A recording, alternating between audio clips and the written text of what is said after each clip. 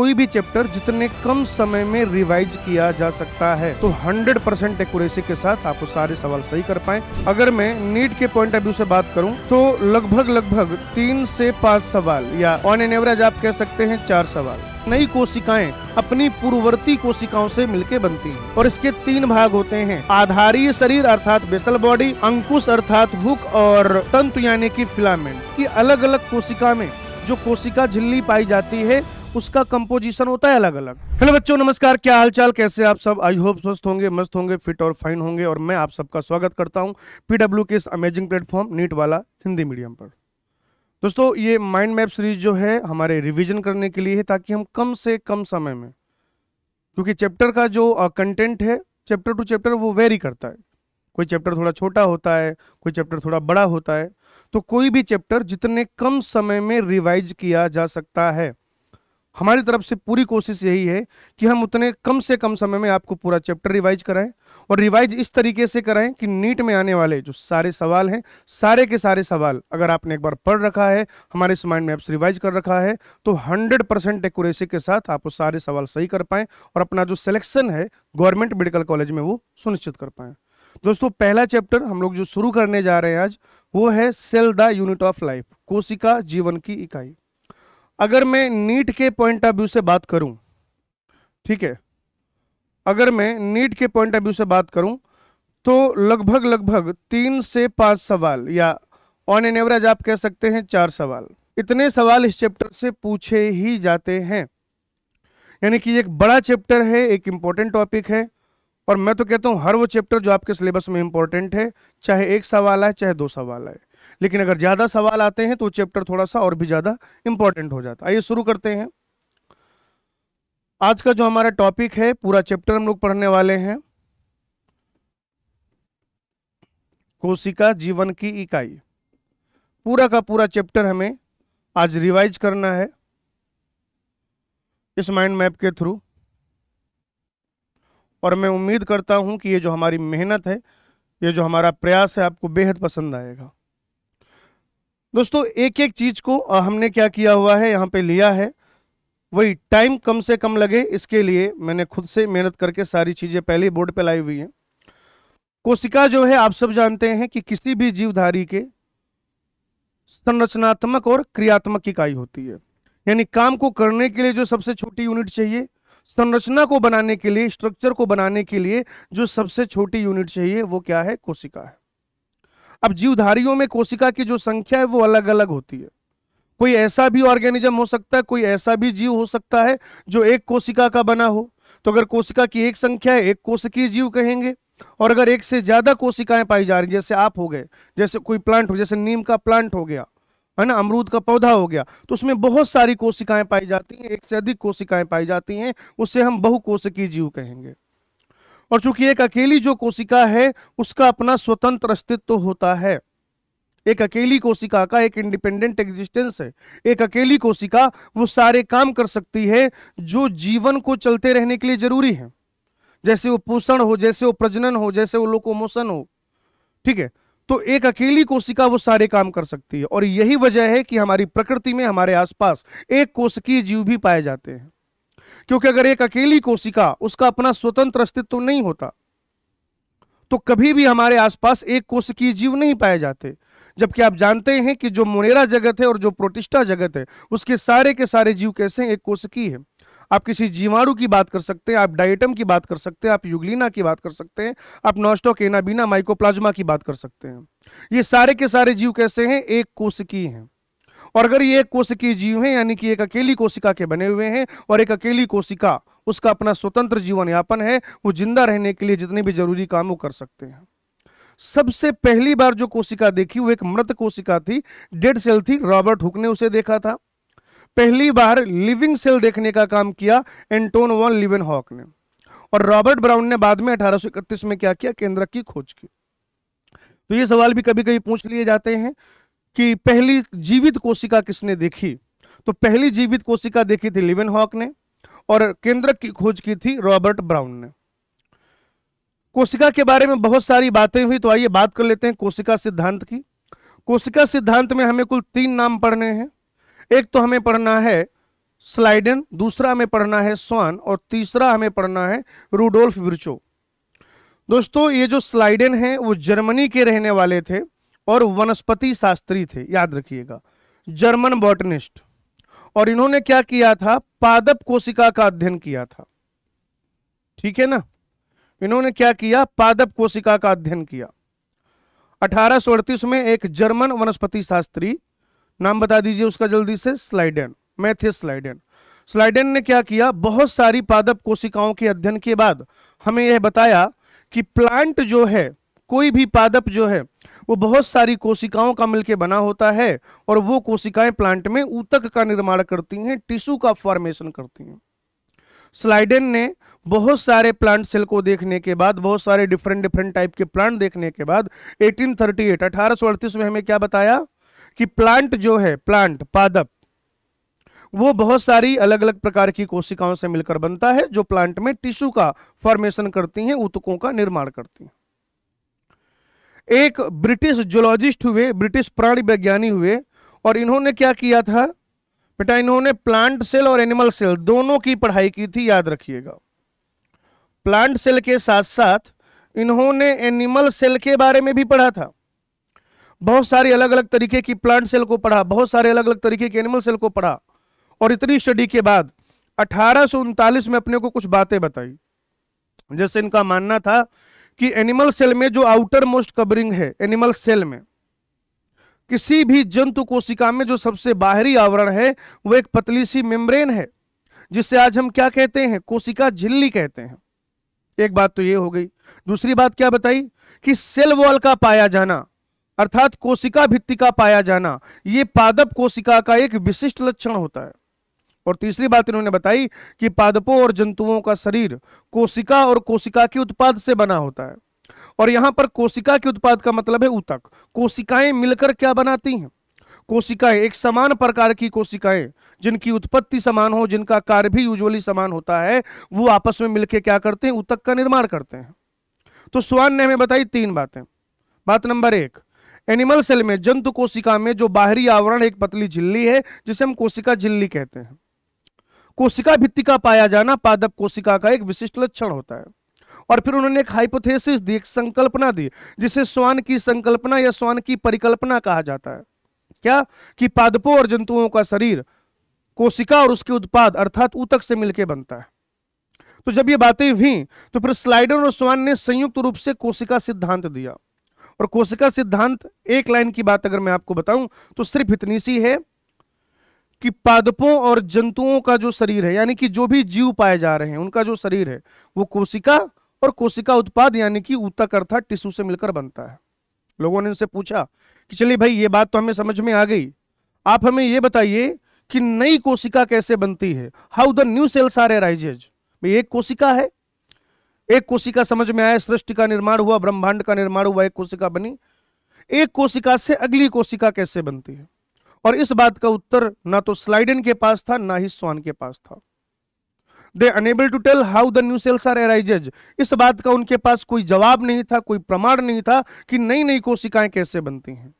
तब आता है हमारी कहानी का अगला hero, Rudolph Virchow. Rudolph Virchow ने 1855 में एक लाइन बताई, एक कॉन्सेप्ट दिया, ओमनिस सेलुला ई सेलुला। ठीक है, बहुत इंपॉर्टेंट है। अगर आप नीट के दृष्टिकोण से देखें, आप ऐसा समझ लीजिए कि हर तीसरे चौथे साल ये लाइन पूछ ली जाती है। उस वैज्ञानिक का नाम बताइए जिसने कहा था ओमनिस सेलुला ई सेलुला, रूडोल्फ विर्चो। इस बात का मतलब क्या है, ये ओमनिस सेलुला ई सेलुला का मतलब क्या है? तो दोस्तों इसका मतलब है कि नई कोशिकाएं अपनी पूर्ववर्ती कोशिकाओं से मिलकर बनती हैं, मतलब उनके विभाजन से बनती हैं। जैसे यहां पर मैं आपको बताऊं, कोई एक कोशिका है, ये अगर आप देखें कोई एक कोशिका है, यहां पर विभाजन होगा तो ऐसे 2 कोशिकाएं बन जाएंगी, फिर इनमें विभाजन होगा तो 2 और कोशिकाएं बन जाएंगी, और विभाजन होगा तो फिर 4 कोशिकाओं से कुल 8 कोशिकाएं बन जाएंगी। तो ये है सेल थ्योरी। सेल थ्योरी किसने दिया? स्लाइडेन स्वान ने दिया।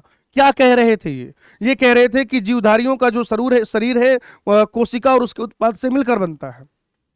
क्या नहीं बता पाए थे स्लाइडेन और स्वान? स्लाइडेन और स्वान यह नहीं बता पाए थे कि नई कोशिकाओं का निर्माण कैसे होता है। इस बात का उत्तर किसने दिया? रूडोल्फ विर्चो ने दिया। कब दिया? 1855 में दिया। क्या कहा? ओमनिस सेलुला ई सेलुला। इसका क्या मतलब होता है कि नई कोशिकाओं का निर्माण पूर्ववर्ती कोशिकाओं से होता है। आप देखेंगे हमारे इस ब्रह्मांड में, हमारी इस धरती पर बहुत सारे अलग अलग तरीके के जीव पाए जाते हैं, उनमें अलग अलग तरीके की कोशिकाएं होती हैं। कार्य के आधार पर कोशिका लंबी गोल कैसी भी हो सकती है, और यहां तक कि कोशिका का जो आकार है, सेल का जो साइज है, वो भी बहुत ज्यादा क्या है, वेरी करता है, अलग अलग होता है। जैसे अगर आप आरबीसी की बात करें तो जो आरबीसी है वो गोल और द्विअवतल होती है। डब्ल्यूबीसी चूंकि वो अमीबॉइड मूवमेंट करते हैं, अमीबॉइड मूवमेंट करते हैं तो वो अमीवीकृत अमीबॉइड शेप के होते हैं। स्तंभाकार उपकला लंबी और सक्रिय कोशिकाएं होती हैं, ठीक है, थोड़ा सा ऐसे पतली पतली सी और लंबी लंबी सी कोशिकाएं हैं। नेक्स्ट बेटा हम लोग बात करेंगे नर्व सेल की तंत्रिका कोशिका की, लंबी है और शाखित है, लॉन्ग एंड ब्रांच्ड। वाहिनिका, जाइलम के 4 अवयव होते हैं, वाहिनिका, वाहिकी तंतु और पेरेन्काइमा। उसमें से जो ट्रैकीड है उसी को वाहिनिका कहा जाता है। तो ये कैसी एक इलोंगेटेड सेल है कैसी है ये, इलोंगेटेड सेल है, दीर्घीकृत कोशिका है। और लीफ में जो मीजोफिल सेल पाई जाती है वो गोल कोशिकाएं होती हैं, ठीक है। तो आरबीसी कैसा है, गोल और द्विअवतल है। डब्ल्यूबीसी अमीबीकृत है। स्तंभाकार उपकला लंबी और सक्रिय है। तंत्रिका कोशिका शाखित और लंबी है। वाहिनिका जो है वो इलोंगेटेड है, दीर्घीकृत है। मध्यवर्ती कोशिकाएं गोल है। आकार की बात करें, विषाणु जो है 0.02 से 0.2 माइक्रोमीटर का होता है। माइक्रोमीटर मतलब 10⁻⁻⁶। PPLO 0.1 micron. Mycoplasma 0.3 micron. Mycoplasma सबसे छोटी सेल कंसीडर करते हैं, पीपीएलओ भी एक प्रकार का माइकोप्लाज्मा है। प्रारूपिक जीवाणु, बैक्टीरिया जो है वो 1 से 2 माइक्रोन का होता है, लेकिन कुछ बैक्टीरिया ऐसे हैं जो 3 से 5 माइक्रोमीटर के भी हो सकते हैं। तो प्रारूपिक जनरली मोस्ट ऑफ द, बहुतायत में, बहुधा, सामान्यतया जो बैक्टीरिया होता है वो 1 से 2 माइक्रोमीटर का होता है। जबकि अगर आप देखें तो कुछ बैक्टीरिया ऐसे भी हो सकते हैं जिनकी लंबाई 5 माइक्रोमीटर तक हो। अगर आप आरबीसी के डायमीटर की बात करेंगे, व्यास की बात करेंगे, तो वो 7 माइक्रोमीटर का होता है। और एक जो टिपिकल यूकैरियोटिक सेल है वो होती है 10 to 20 माइक्रोन का। आप देखिए जो टिपिकल बैक्टीरियल सेल है वो कितना है, 1 से 2 माइक्रोन, और टिपिकल यूकैरियोटिक सेल है 10 से 20 माइक्रोन। यानी कि एक प्रारूपिक प्रोकैरियोटिक कोशिका से 10 गुना बड़ी होती है एक प्रारूपिक यूकैरियोटिक कोशिका। यहां क्या है 1 2, यहां क्या है 10 20। 10 से गुना करो 1 में तो 10 आएगा, 2 में करो तो 20 आएगा। तो इस तरीके से भी आप इसको याद रख सकते हैं। एक आइसोलेटेड सेल की अगर आप बात करें तो जो शुतुरमुर्ग का अंडा होता है, ऑस्ट्रिच एग, उसे हम सबसे बड़ी कोशिका मानते हैं, और सबसे लंबी कोशिका मानते हैं तंत्रिका कोशिका को, ठीक है जी। तो यहां पर हमने बात कर ली कोशिका सिद्धांत की, उसके हिस्टोरिकल बैकग्राउंड की, कोशिका आकार, कोशिका आकृति, सबसे बड़ी छोटी और कोशिकाओं की, ठीक है। कोशिका जो है वो अगर उसमें एक वेल डिफाइंड न्यूक्लियस नहीं है, सुस्पष्ट केंद्रक नहीं है, केवल और केवल 70s राइबोसोम पाया जा रहा है, कोई भी मेम्ब्रेन बाउंड सेल ऑर्गेनल नहीं है, तो उसे कह दिया जाता है प्रोकैरियोटिक कोशिका। और अगर वहां पर एक वास्तविक केंद्रक है, केंद्रक झिल्ली पाई जा रही है, मेम्ब्रेन बाउंड सेल ऑर्गेनल पाए जा रहे हैं, 70s के साथ साथ 80s राइबोसोम पाया जा रहा है, तो उसे कह दिया जाता है यूकैरियोटिक कोशिका। आप चाहें तो इसका स्क्रीनशॉट ले सकते हैं, हालांकि नोट्स भी आपको प्रोवाइड कराए जाएंगे। क्लियर है? चलिए दोस्तों आगे बढ़ते हैं। प्रोकैरियोटिक कोशिका में क्या क्या पाया जाएगा? जब भी कभी आप किसी बैक्टीरिया की कल्पना करते हैं या आप किसी एक प्रोकैरियोटिक सेल की कल्पना करते हैं तो उसमें एक कोशिका आवरण होगा, कुछ कोशिकीय रूपांतरण उसमें उपस्थित होंगे, फ्लैजला होगा, पिलाई और फिम्बरी होंगे, इंक्लूजन बॉडीज होंगी, राइबोसोम होंगे, प्लाज्मिड भी पाया जाएगा। दोस्तों शुरू करते हैं हम लोग कोशिका आवरण के साथ। कोई बैक्टीरिया है, अगर आप बैक्टीरिया को देखें तो उस बैक्टीरिया में क्या हो जाएगा, अगर आप कोशिका आवरण की बात करते हैं, सबसे बाहर जो पाया जाएगा वो है ग्लाइकोकैलिक्स। सबसे बाहर क्या पाया जाएगा, ग्लाइकोकैलिक्स। इस ग्लाइकोकैलिक्स के ठीक अंदर क्या होगा, कोशिका भित्ति अर्थात सेल वॉल, और सबसे अंदर क्या होगा, कोशिका झिल्ली यानी कि सेल मेम्ब्रेन। और ये जो है ग्लाइकोकैलिक्स ये भी 2 प्रकार का होता है। अच्छा, ग्लाइको का मतलब क्या है, सैकराइड, शर्करा, कुछ शर्करा, कुछ पॉलीसेक्राइड वगैरह पाए जाएंगे। और कैलिक्स का मतलब क्या होता है, बाहर। जैसे आप याद करिए कैलिक्स, कोरोला, एंड्रोसियम, गाइनोसियम, या जैसे एड्रिनल ग्लैंड देखते हैं कैलिक्स और मेडुला, तो बाहर वाला जो हिस्सा है उसके लिए क्या टर्म यूज किया जाता है, बाहर की परत को, बाहर की लेयर को कैलिक्स कह सकते हैं। तो एक ऐसा बहुसर्कराइड या पॉलीसेक्राइड की बनी हुई बाहर की परत ग्लाइकोकैलिक्स। अगर ये परत ढीली ढाली है तो इसे कह दिया जाएगा स्लाइम लेयर, यानी कि अवपंक परत। और अगर ये क्या है, टाइटली बाउंड है सेल वॉल के साथ, मोटी है, थिक है, टफ है, तो इसे कैप्सूल यानी कि संपुटिका कहेंगे। कैप्सूल कहते हैं इंग्लिश में, हिंदी में कहा जाता है संपुटिका। यह बात हो गई कोशिका आवरण की। अब अगर आप कोशिकीय रूपांतर की बात करें तो कोशिका झिल्ली जो है, कोशिका झिल्ली आप देखेंगे कि जैसे अगर ये सेल वॉल है, फिर ये जो कोशिका झिल्ली है ये अंदर की ओर क्या कर रही है, कुछ अंतर्वलन बना रही है, यानी कि इनफोल्डिंग्स टाइप बना रही है। तो जो कोशिका झिल्ली है, सेल मेम्ब्रेन है, वो साइटोप्लाज्म की ओर अंतर्वलन बनाती है। साइटोप्लाज्म की ओर क्या बनाती है, अंतर्वलन। और इन अंतर्वलन को अगर आप देखेंगे तो ये पुटिका के फॉर्म में हो सकते हैं, या फिर नलिका के रूप में हो सकते हैं, या फिर पटलिका के रूप में हो सकते हैं, वेसाइकल के फॉर्म में, छोटे छोटी पुटिकाओं के रूप में, या ट्यूबुलर फॉर्म में पाए जाएंगे नलिका के रूप में, और या फिर ये पटलिका के रूप में पाए जाते हैं।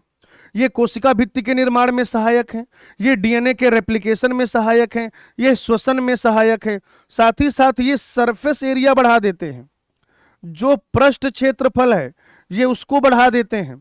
तो आप देखेंगे कि जब सरफेस एरिया बढ़ जाएगा, जैसे अब इधर देखिए अभी इतना सरफेस एरिया है, अब आप देखिए ये सरफेस क्या हो गया, बढ़ गया। तो जब ये सरफेस बढ़ जाएगा तो एंजाइम को ज्यादा जगह मिल पाएगी, या अगर आपको किसी चीज को सिक्रीट कराना है, वहां से स्रावित कराना है, तो क्या हो जाएगा, उसको भी ज्यादा जगह मिल जाएगी। तो ये जो मीजोजोम है, M for mesosome, M for mitochondria, कुछ कुछ माइटोकॉन्ड्रिया के जैसा होता है, श्वसन में सहायक होता है, डीएनए का रेप्लिकेशन कराएगा, डॉटर सेल में उसका डिस्ट्रीब्यूशन कराएगा, सेल वॉल फॉर्मेशन में भी सहायक है। और ये जो अंतर्वलन है, ये जो इनफोल्डिंग्स हैं, ये पुटिका के रूप में हो सकती हैं, या फिर नलिका के रूप में हो सकती हैं, या फिर पटलिका के रूप में हो सकती हैं। कुछ जो प्रकाश संश्लेषी प्रोकैरियोट हैं, कुछ जो फोटोसिंथेटिक प्रोकैरियोटिक जीव हैं, जैसे कि नील हरित जीवाणु, यानी कि ब्लू ग्रीन एल्गी कह सकते हैं आप इन्हें एक तरीके से, साइनोफाइसी कह सकते हैं। तो उनमें क्या होता है, कुछ एक और इनफोल्डिंग्स पाई जाती हैं, और उनको कहा जाता है वर्डकी लवक अर्थात क्रोमेटोफोर। दो शब्द है, क्रोमेटोफोर। क्रोम का मतलब होता है घर, मैंने बताया था। यहां पर ये जो क्रोम टर्म है इसका मतलब हो जाएगा, सॉरी, क्रोम का मतलब होता है यहां पर हम कहेंगे पिगमेंट, यानी कि वर्णक, और फोर का मतलब होता है घर, वो जगह जहां पे कोई चीज पाई जा रही है। तो ये जो वर्णकी लवक है, ये जो क्रोमेटोफोर है, ये पिगमेंट कंटेनिंग स्ट्रक्चर है।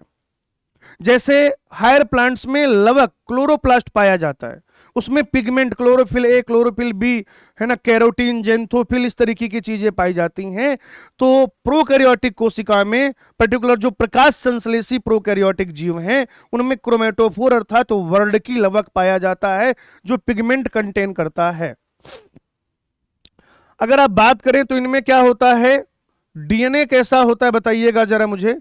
तो आप कहेंगे वृत्ताकार डीएनए होगा, वृत्ताकार डबल स्ट्रैंडेड एकल डीएनए उपस्थित। एकल का मतलब एक डीएनए है, एकल का मतलब एक डीएनए मॉलिक्यूल है ना, वृत्त के जैसा गोलाकार बना हुआ है, रेखीय यानी कि लीनियर नहीं है। दो स्ट्रैंड हैं, दो स्ट्रैंड हैं, इस तरीके से जब आप देखेंगे तो ये क्या हैं तो दो स्ट्रैंड, लेकिन इनके दोनों सिरे चूंकि आपस में मिल जा रहे हैं तो ये कैसा होगा, गोलाकार अर्थात वृत्ताकार होगा, लीनियर नहीं होगा। एक होता है लेकिन डबल स्टैंडर्ड होता है।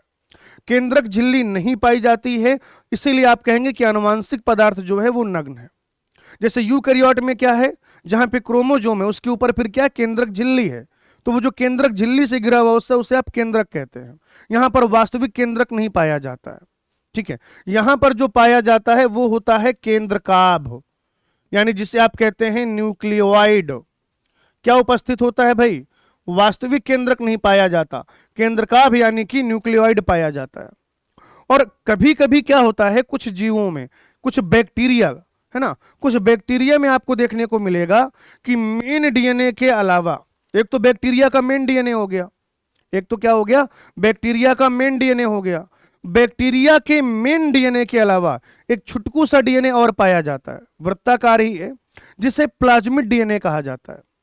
और ये जो प्लाज्मिड डीएनए देखिए लिखा भी हुआ है कि जीनोमिक डीएनए के बाहर सूक्ष्म डीएनए वृत्ताकार है, छोटा सा डीएनए है, लेकिन ये बैक्टीरिया का मेन डीएनए नहीं होता है, मेन डीएनए के अलावा होता है। ट्रांसफॉर्मेशन को देखना है, प्लाज्मिड हेल्प करेगा। प्लाज्मिड बहुत सारे फायदे बैक्टीरिया को पहुंचाता है, जैसे एंटीबायोटिक रेजिस्टेंस है ना, एंटीबायोटिक रेजिस्टेंस, जो प्रतिजैविक होते हैं, जो एंटीबायोटिक हम कंज्यूम करते हैं उनके लिए बैक्टीरिया को प्रतिरोधी भी बना देता है प्लाज्मिड, राइट। अगर हम लोग बात करें इसकी सरफेस पे क्या क्या संरचनाएं पाई जाती हैं, तो एक तो पाया जाएगा कसाभिका यानी कि फ्लैजेला, कसाभिका यानी कि फ्लैजला। और ये जो फ्लैजला है ये फ्लैजलिन प्रोटीन का बना होता है। फ्लैजला कौन सी प्रोटीन का बना हुआ है, तो आप कहेंगे ये फ्लैजला फ्लैजलिन प्रोटीन का बना हुआ है। और इसके 3 भाग होते हैं, आधारीय शरीर अर्थात बेसल बॉडी, अंकुश अर्थात हुक, और तंतु यानी कि फिलामेंट। इसमें जो तंतु वाला हिस्सा है, यह तंतु क्या होता है, सबसे बाहर सबसे लंबा, सबसे बाहर वाला हिस्सा होता है, और यही हिस्सा है जो सबसे लंबा है। आपसे कहा जाए बैक्टीरिया के फ्लैजला का सबसे बड़ा भाग, सबसे लंबा भाग, सबसे बाहरी भाग, सबसे ज्यादा इलोंगेटेड भाग, सबसे ज्यादा एक्सटेंडेड भाग कौन होगा, तो आप कहेंगे वो हो जाएगा तंतु अर्थात फिलामेंट। सेल वॉल का एक्सटेंशन है ये। आधारी शरीर अंकुश और तंतु से मिलकर बनेगा, फ्लैजलिन प्रोटीन का बना होता है, गति में सहायक है। अगर बैक्टीरिया मोटाइल है, अगर बैक्टीरिया चलायमान है, तो फिर उसमें 1, 2 या 1 से अधिक फ्लैजला पाए जा सकते हैं। लेकिन अगर बैक्टीरिया मोटाइल ही नहीं है, अगर बैक्टीरिया चलायमान ही नहीं है, तो फिर वहां पर फ्लैजला अनुपस्थित रहेगा, वहां पर फ्लैजला नहीं पाया जाएगा। सरफेस पे ही, बैक्टीरिया की सतह पर ही फ्लैजला के अलावा 2 और संरचनाएं पाई जाती हैं, रोम तथा झालर, पिलाई और फिम्बरी। ये कसाभिका जो है, ये जो फ्लैजलिन प्रोटीन का बना फ्लैजला है, ये सतह पे पाया जाता है और लोकोमोशन में हेल्प करता है, चलने फिरने में सहायता करता है। लेकिन ये जो रोम है अर्थात पिलाई, एक तो ये पिलिन प्रोटीन का बना होता है। किसका बना होता है, पिलिन प्रोटीन का।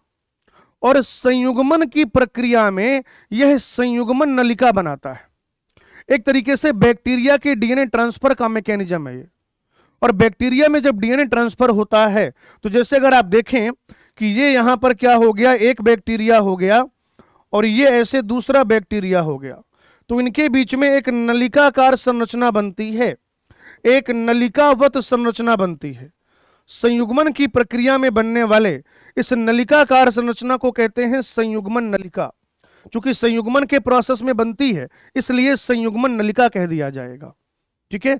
और आखिरी में जो झालर है यानी कि फिम्बरी जो है, फिम्बरी क्या करता है, बैक्टीरिया के चिपकने में हेल्प करता है। मान लीजिए बैक्टीरिया जल की बहती हुई धारा में है, वहां पे कोई पत्थर है, बैक्टीरिया को किसी पत्थर के साथ चिपकना है, कहीं पे भी बैक्टीरिया चिपकेगा, चिपकने में जो सहायक है वो है झालर यानी कि फिम्बरी। आपके अंदर, किसी प्लांट के अंदर, किसी एनिमल के अंदर पाया जा सकता है। तो जब यह अपने पोषक के अंदर पाया जाता है, जब यह अपने होस्ट के अंदर पाया जाता है, तो होस्ट के साथ भी यह क्या करता है, चिपकता है। और चिपकने के लिए जो संरचना पाई जाती है वो है फिम्बरी। कौन सी संरचना है, फिम्बरी। नेक्स्ट उसके बाद हम लोग बात करेंगे राइबोसोम की। प्रोकैरियोटिक कोशिका में 70 राइबोसोम पाया जाता है। और ये जो 70 राइबोसोम है, ये 30 और 50 राइबोसोम से मिलकर बनता है। दरअसल यहां पर ऐसा मैथमेटिक्स के तरीके से आपको नहीं जोड़ना है। नहीं तो कुछ बच्चे कहेंगे सर 30 और 50 तो 80 होता है। नहीं, आप ऐसे समझिए कि 30 और 50 का सेडिमेंटेशन जिस तरीके से होता है, उसके सेडिमेंटेशन में ग्रेविटी जितना वर्क करती है, उतना ही वर्क 70s में भी करती है, राइट। तो वो सेडिमेंटेशन के हिसाब से, एस का मतलब सेडिमेंटेशन कोएफिशिएंट, अवसादन गुणांक, स्वेडबर्ग इकाई। तो 70s जो है वो 30s और 50s से मिलकर बना होता है। आकार की अगर आप बात करें 15 से 20 नैनोमीटर का होता है। राइबोसोम या तो जीवद्रव्य अर्थात साइटोसोल में उपस्थित रहेगा या फिर जीवद्रव्य झिल्ली से जुड़ा हुआ होगा, यानी कि ये प्लाज्मा मेम्ब्रेन के साथ भी जुड़ा हुआ होता है और साइटोसोल में भी पाया जाता है। प्रोकैरियोटिक राइबोसोम जो है वो 70s टाइप का राइबोसोम है, जिसकी 2 उप इकाइयां हैं, छोटी उप इकाई 30s, बड़ी उप इकाई 50s। कभी कभी क्या होता है, एक सिंगल एमआरएनए में बहुत सारे राइबोसोम जुड़ जाते हैं, एक सिंगल एमआरएनए में बहुत सारे राइबोसोम जुड़ जाते हैं, तो उसको कहा जाता है बहुराइबोसोम अर्थात पॉलीराइबोसोम। और ये जो पॉलीराइबोसोम है, यह पॉलीराइबोसोम ट्रांसलेशन की प्रक्रिया में सहायक है, प्रोटीन बनने में, प्रोटीन संश्लेषण में, प्रोटीन के निर्माण में सहायक होता है। तो आपको ध्यान में रखना है कि राइबोसोम और पॉलीराइबोसोम का अंतर क्या है। बहुराइबोसोम, सिर्फ बहुत सारे राइबोसोम को पॉलीराइबोसोम नहीं कहा जाएगा, वो बहुत सारे राइबोसोम एक पर्टिकुलर तरीके से ओरिएंट हैं और कहां पर जुड़े हुए हैं, एक एमआरएनए के साथ जुड़े हुए हैं। तो जैसे ये यहां पर आपने क्या किया, एमआरएनए बनाया और इस एमआरएनए में आपने ये ऐसे बहुत सारे राइबोसोम जोड़े ट्रांसलेशन के दौरान। तो अब ये जो प्रक्रिया है, इसको का मतलब अब ये जो स्ट्रक्चर, इसे कह दिया जाएगा पॉलीराइबोसोम अर्थात बहुराइबोसोम। आखिरी चीज अंतर्विष्ट पिंड यानी कि इंक्लूजन बॉडीज, अंतर्विष्ट पिंड अर्थात इंक्लूजन बॉडीज। ये जो इंक्लूजन बॉडी हैं, दरअसल प्रोकैरियोटिक कोशिका में जो कुछ भी रिजर्व मटेरियल है, जो कुछ भी बचा हुआ मटेरियल है ना, इन सारी चीजों के अलावा कोई स्टोर करने की चीज है या कोई उत्प्लावकता देने की चीज है, ठीक है, तो क्या हो जाएगा, बचा हुआ पदार्थ जो है अंतर्विष्ट पिंड कहा जाता है। इनमें भी जो झिल्ली है, जिसे आप प्लाज्मा झिल्ली कहते हैं, जिसे आप कोशिका झिल्ली कहते हैं, वो अनुपस्थित होता है। फॉस्फेट के छोटे छोटे कण होते हैं, फॉस्फेट के छोटे छोटे ग्रेन्यूल होते हैं, तो उनका जो स्टोरेज होता है, ऐसी इंक्लूजन बॉडीज को, ऐसे अंतर्विष्ट काय को, ऐसे अंतर्विष्ट पिंड को कह दिया जाता है फॉस्फेट कणिकाएं। ठीक चीज, साइनोफाइसी में साइनोफाइसिन कणिकाएं, ग्लाइकोजन उसके छोटे छोटे ग्रेन्यूल है कणिकाएं हैं, तो ग्लाइकोजन कणिकाएं, और साथ ही साथ यहां पर पाया जाएगा अंतर्विष्ट काय में ही गैस रसधानी।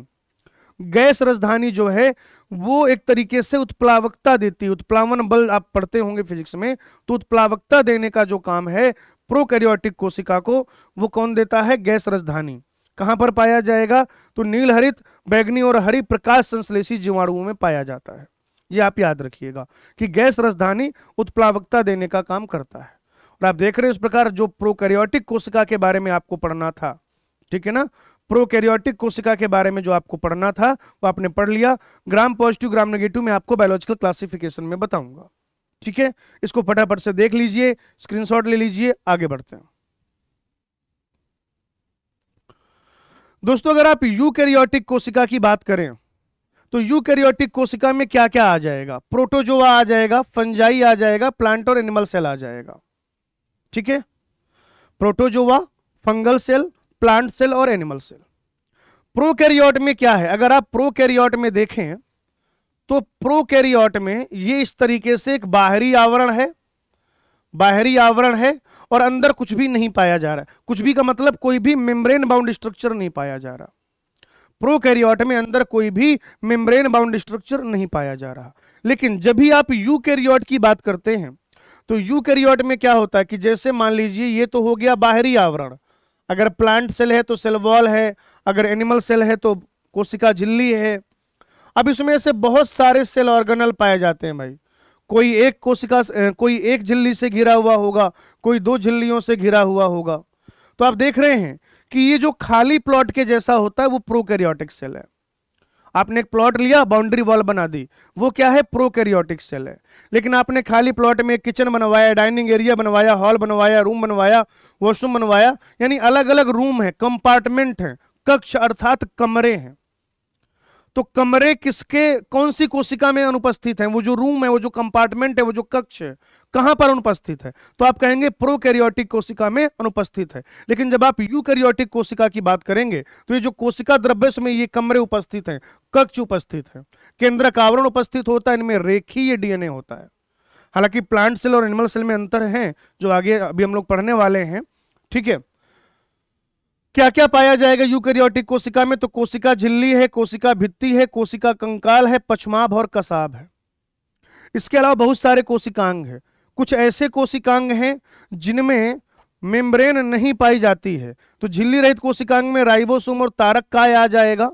एकल झिल्लियाबद्ध कोशिकाओं में अंतर्द्रव्यी जालिका है, गोल्जी का है, लयन का है, राजधानी और सूक्ष्म का है। सूक्ष्म का यानी कि माइक्रो बॉडीज। एनसीईआरटी ने 1.5 लाइन लिखी है इस चैप्टर में, समरी के ठीक ऊपर।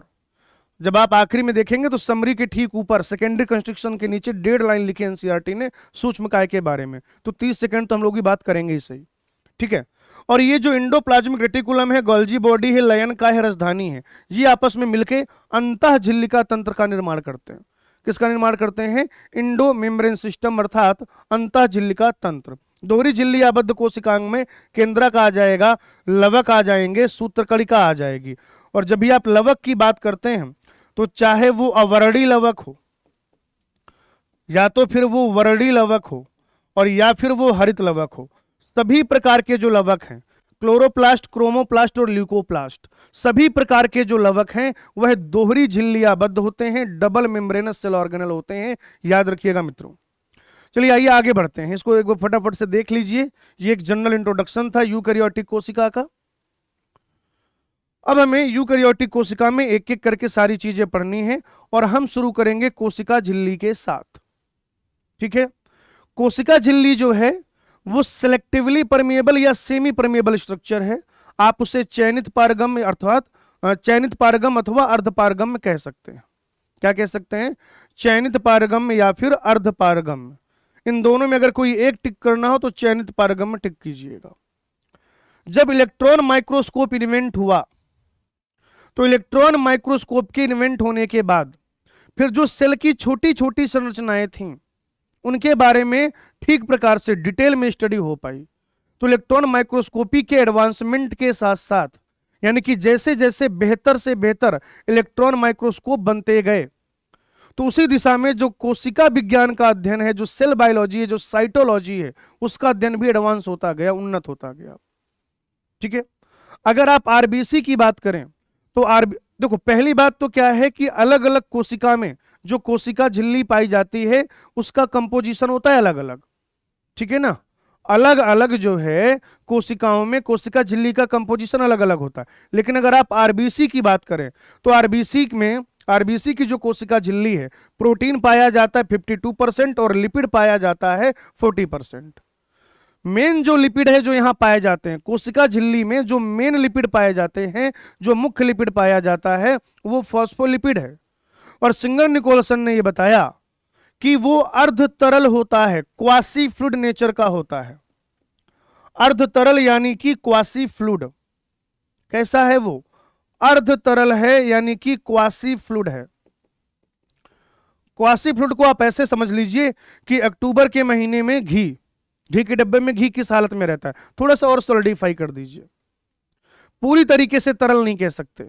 नवंबर में मान लीजिए, नवंबर में घी के डब्बे में घी रखा हुआ कैसा है, ठीक है ना, वो अर्ध तरल है।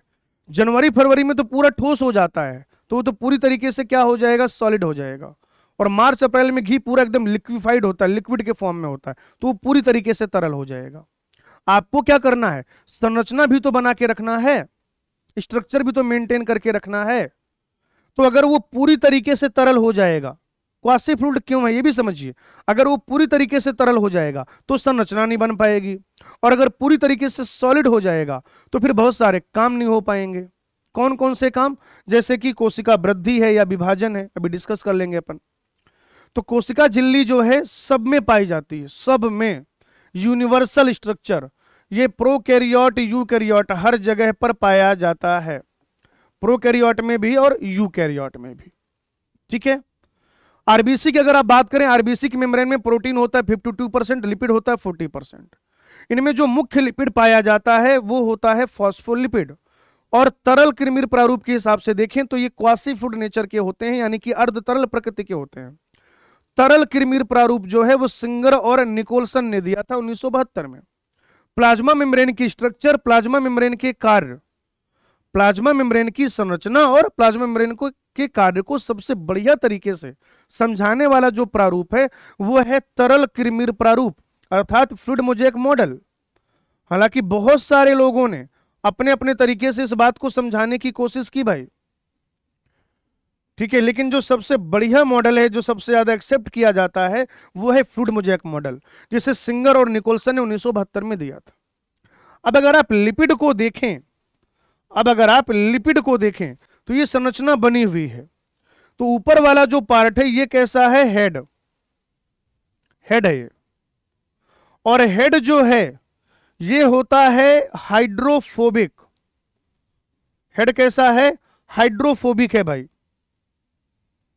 हेड वाला जो पार्ट है इसका माफ कीजिएगा, हेड वाला जो पार्ट है वो जल स्नेही है, यानी कि हाइड्रोफिलिक है। जल स्नेही है यानी कि हाइड्रोफिलिक है। और ये जो टेल वाला पार्ट है, टेल कह लीजिए या पुच्छ कह लीजिए, ये है हाइड्रोफोबिक यानी कि जल विरागी। इसे जल से कोई प्यार मोहब्बत नहीं है। ठीक है ना। तो आप देख रहे हैं कि लिपिड का जो हेड वाला हिस्सा है, ध्यान से सुनिएगा बेटा, लिपिड का जो हेड वाला हिस्सा है, लिपिड का हेड वाला हिस्सा क्या है, जल स्नेही है, वाटर लविंग है, हाइड्रोफिलिक है, और कैसा है, पोलर होता है। ये भी सुन लीजिए, हेड वाला जो हिस्सा है वो कैसा है, पोलर अर्थात ध्रुवीय है। हेड वाला जो हिस्सा है वो कैसा है भाई, पोलर है, या आप कह सकते हैं कि ध्रुवीय है। पोलर है अर्थात ध्रुवीय है, ध्रुवीय, और ये बाहर की ओर होता है। तो हेड कैसा हो गया बताइए, जल स्नेही, ध्रुवीय और बाहर की ओर। कैसा हो गया, जल स्नेही, ध्रुवीय और बाहर की ओर। जबकि टेल वाला जो हिस्सा है, पुच्छ वाला जो हिस्सा है, वो नॉन पोलर है। टेल कैसा होता है, नॉन पोलर, और कैसा होता है, अंदर की ओर। कैसा होता है, अंदर की ओर। जैसे जब भी आप क्या करेंगे, प्लाज्मा मेम्ब्रेन की संरचना बनाएंगे, तो ये कैसा होता है, बाई लेयर में होता है मेरे भाई, है ना। 2 लेयर ऐसे पाई जाती है लिपिड की। तो ये लिपिड की जो 2 लेयर पाई जा रही हैं, अगर आप ध्यान से देखें तो ये लिपिड की जो 2 लेयर पाई जा रही हैं, तो आप किसी भी लेयर में देखें, हेड किधर है, बाहर की ओर है। आप देखिए जरा ध्यान से, हेड किधर है, बाहर की ओर है। जबकि जो टेल वाला हिस्सा है वो किधर है, अंदर की ओर है।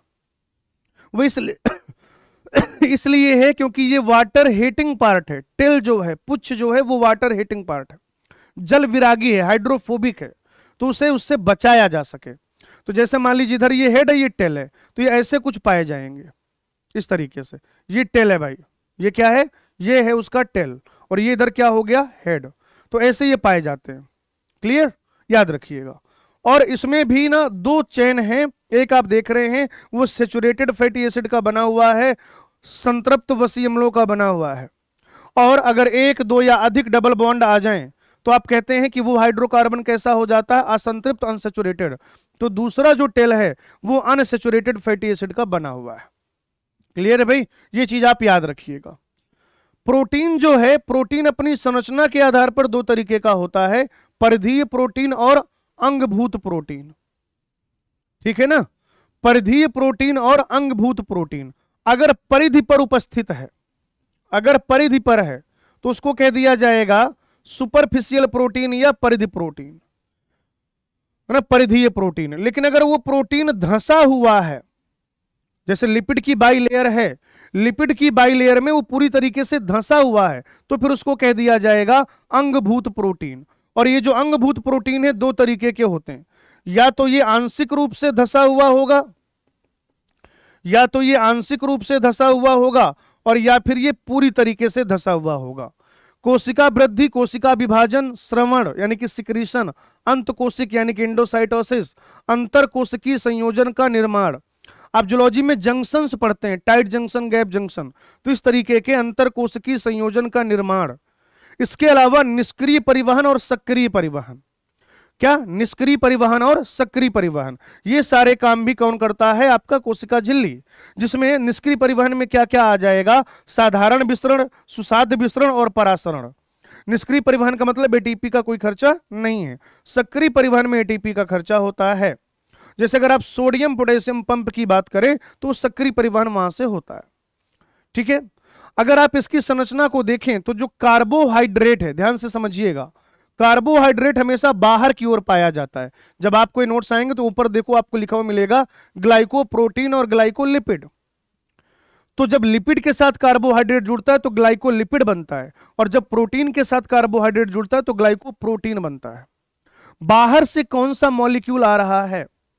ये कोशिका झिल्ली की, ये इधर क्या है, ये बाहर की सतह है एक तरीके से देखिए, और ये अंदर की सतह है।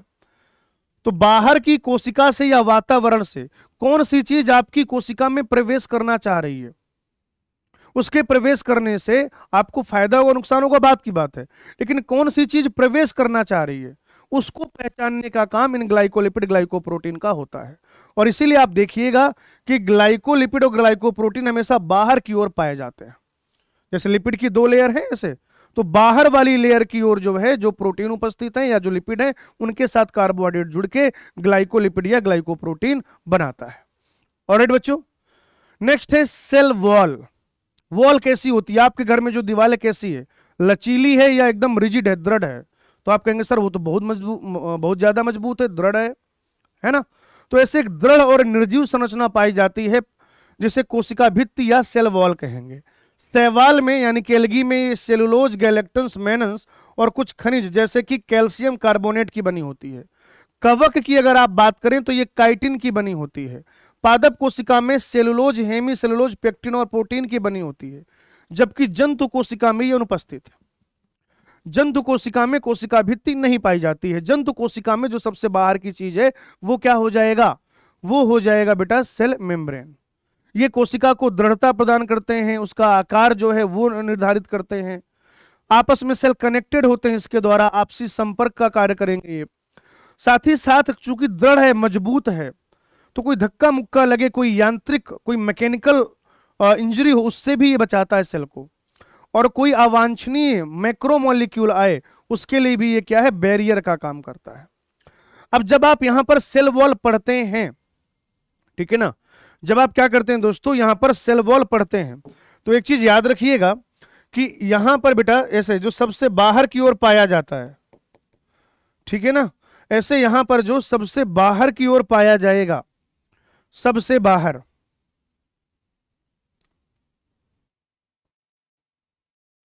ठीक है, तो सबसे बाहर पाया जाता है दोस्तों प्राइमरी सेल वॉल। सबसे बाहर क्या पाया जाएगा? प्राथमिक कोशिका भित्ति पाया जाएगा। प्रारंभ से ही होता है ये जो है प्रारंभ से ही होता है। जैसे अगर आप देखें यहां पर मैं बना रहा हूं तो ये क्या है इस तरीके से, ये दोस्तों प्राइमरी सेल वॉल है, ठीक है, ये क्या है? Primary cell wall. और ऐसे ये जो दो प्राइमरी सेल वॉल होते हैं ना, इस तरीके से ये जो दो प्राइमरी सेल वॉल होते हैं इनके बीच में ये पाया जाता है मिडिल लैमेला। ये जो मैं बना रहा हूं यहां पर ऐसे, ये मिडिल लैमेला है, ये है मिडिल लैमेला, मध्य पटलिका। इतनी मोटी थिकनेस नहीं होती, आपको समझ में इसलिए बता रहा हूं। तो इनको कह दिया जाएगा मध्य पटलिका, है ना, दोनों की, इनको जोड़ने का काम करेगा। और मुख्यतः यह किसका बना होता है? कैल्शियम पेक्टेट का बना होता है। मुख्यतः किसका बना हुआ है? कैल्शियम पेक्टेट का। तो जैसे ये इधर, ये जो आसपास अड़ोसी पड़ोसी सेल की जो सेल वॉल है उनको ये जोड़ने का काम करता है, इसको कहते हैं मध्य पटलिका। सो फिर अंदर ये जो पाया जाएगा ये हो जाएगा सेकेंडरी सेल वॉल। जैसे जैसे सेल मैच्योर होगी, परिपक्व होगी, प्राइमरी सेल वॉल आप देखेंगे वो थोड़ा सा उसका क्षरण प्रारंभ हो जाता है, वो खत्म होना शुरू हो जाती है, एक नई लेयर बनना शुरू हो जाती है जिसे हम सेकेंडरी सेल वॉल कहते हैं। तो सेकेंडरी सेल वॉल बाद में बनती है, प्राइमरी सेल वॉल प्रारंभ से उपस्थित रहती है। और फिर ये इस तरीके से क्या उपस्थित रहेगा? तो आप देखेंगे कि ये उपस्थित रहेगा सेल मेम्ब्रेन। और दोस्तों कभी कभी क्या होता है, आप देखेंगे प्लांट सेल में ऐसे कुछ कनेक्शंस पाए जाते हैं जिनको कहा जाता है प्लाज्मोडेस्मेटा। तो ये जो कनेक्शन है जो एक सेल के साइटोप्लाज्म को दूसरे सेल के साइटोप्लाज्म से कनेक्ट कराता है उसे प्लाज्मोडेस्मेटा कहते हैं, ठीक है। सबसे बाहर जो पाया जा रहा है वो होता है प्राइमरी सेल वॉल। सबसे बाहर जो पाया जा रहा है वो होता है प्राइमरी सेल वॉल। उसके अंदर जो पाया जा रहा है वो है सेकेंडरी सेल वॉल। और सबसे अंदर यहां पर आप देख रहे हैं ये पाया जा रहा है कोशिका झिल्ली। यानी कि ये जो सेकेंडरी सेल वॉल है ये प्राइमरी सेल वॉल से अंदर की ओर पाया जाता है कोशिका झिल्ली की तरफ। आसपास के जो सेल है उनके सेल वॉल को जोड़ने का काम करता है मध्य पटलिका यानी कि मिडिल लैमिला, ये जो सीमेंटिंग लेयर है यह मुख्यतः कैल्शियम पेक्टेट का बना होता है और इनके बीच में जो दोनों अड़ोसी पड़ोसी सेल के साइटोप्लाज्म को कनेक्ट करने के लिए चीज होती है उसे कह देते हैं प्लाज्मोडेस्मेटा। क्या कह दिया जाएगा उसे? प्लाज्मोडेस्मेटा कह दिया जाएगा मित्रों। ठीक है, फटाफट से देखिए फिर आगे बढ़ेंगे।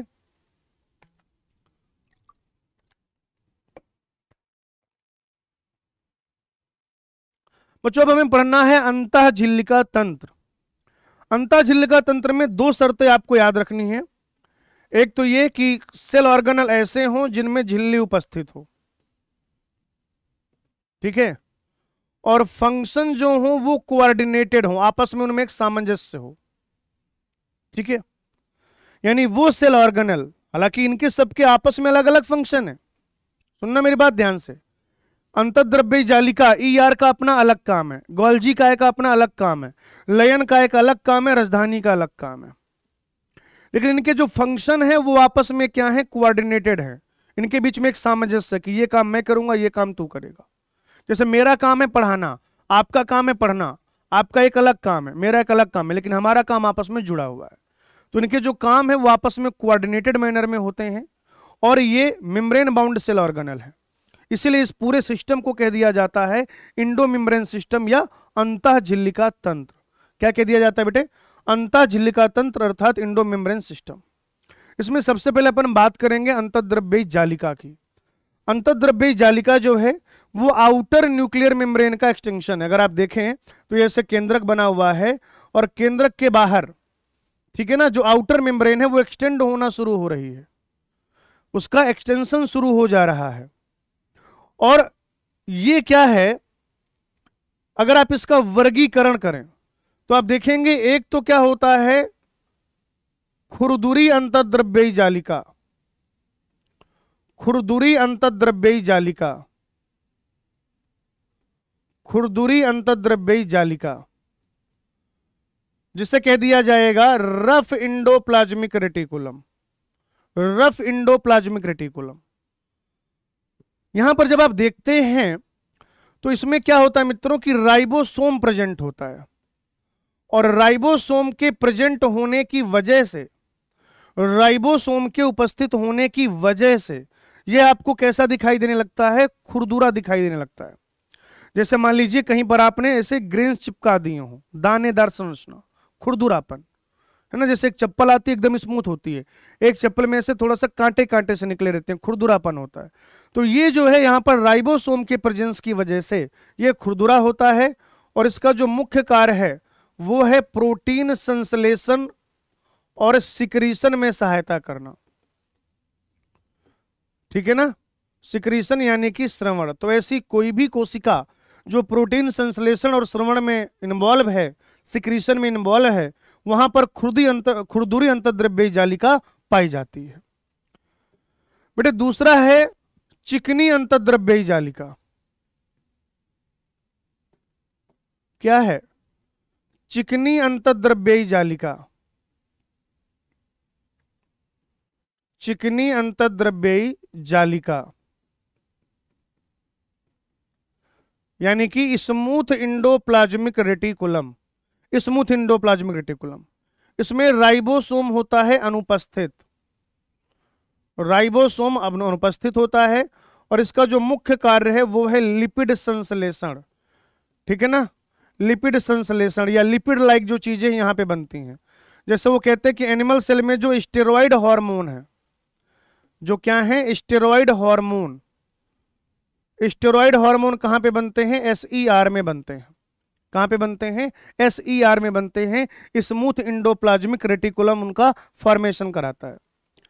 साथ ही साथ आप देखेंगे कि ये जो ईआर है ये कोशिका द्रव्य के स्पेस को क्या करता है?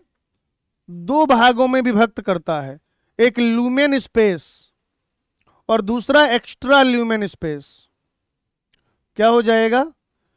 गुहा स्थान और एक्स्ट्रा ल्यूमेन स्पेस। यानी साइटोप्लाज्म का उतना हिस्सा, जैसे साइटोप्लाज्म है इसमें आप ट्यूब डाल दो ऐसे ऐसे, है ना, ट्यूब समझ लो, ट्यूब डाल दो ट्यूब।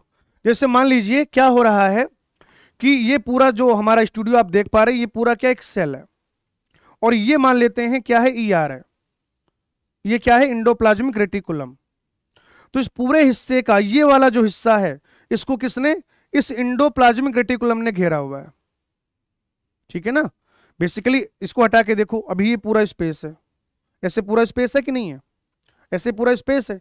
अब यहां पर आप देखिए इस ट्यूब्यूल ने क्या किया हुआ है, ये वाला स्पेस घेर लिया है, तो इसको क्या कह दिया जाएगा, ल्यूमिनल स्पेस, यानी कि जो इंडोप्लाज्मिक रेटिकुलम के ल्यूमेन से बना है, जो इंडोप्लाज्मिक रेटिकुलम के ल्यूमेन से बना है, उसे क्या कह दिया जाएगा, ल्यूमेन स्पेस। और बाकी जो पूरा स्पेस है वो क्या हो जाएगा, एक्स्ट्रा ल्यूमेन स्पेस।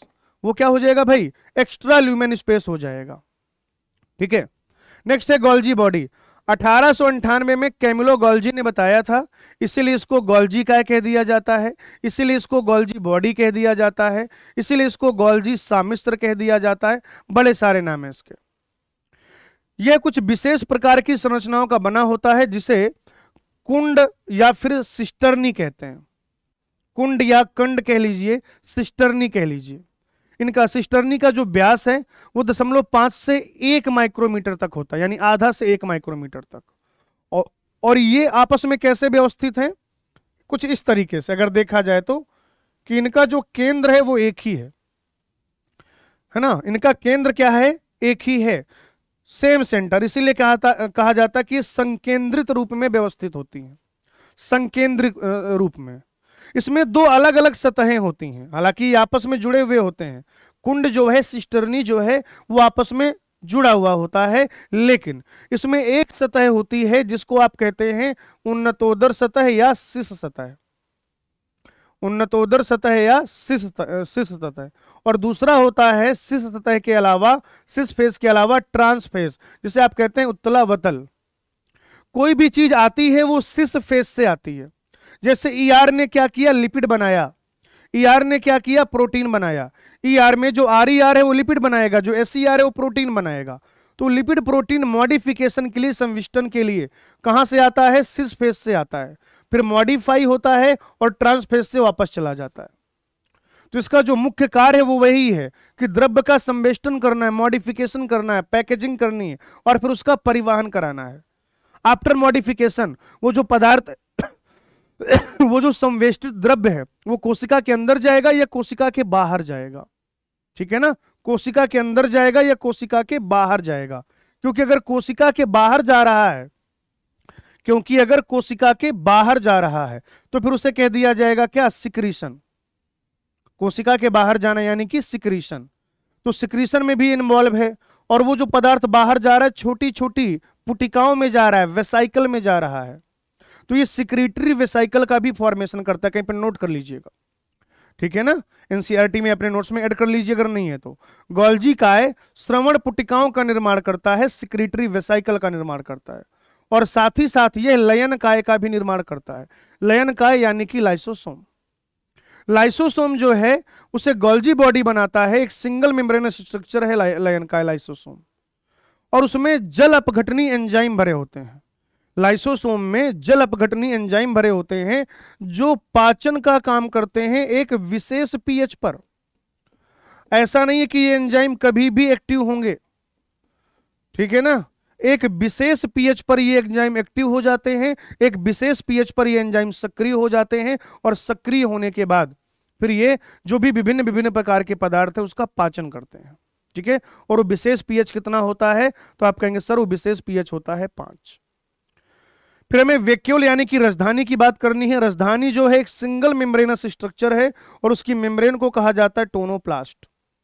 अगर आप प्लांट सेल में देखें तो प्लांट सेल का जो 90% तक का आयतन है, अप टू 90% ऑफ वॉल्यूम का लगभग 90% तक जो राजधानी है वही घेरे रहता है। इस राजधानी में पानी भरा हुआ होता है, कुछ और भी रस होते हैं, कोई उत्सर्जी पदार्थ हो सकता है, या ऐसी चीजें भर दी जाती हैं जो प्लांट के लिए जरूरी नहीं है। एक तरीके से ये प्लांट सेल की भंडरिया है, भंडरिया में जो भी एटम सटम सब डालते रहो, ठीक है ना। सांद्रता की अगर आप बात करें तो वैक्यूल में होती है सांद्रता ज्यादा, साइटोप्लाज्म में होती है सांद्रता कम।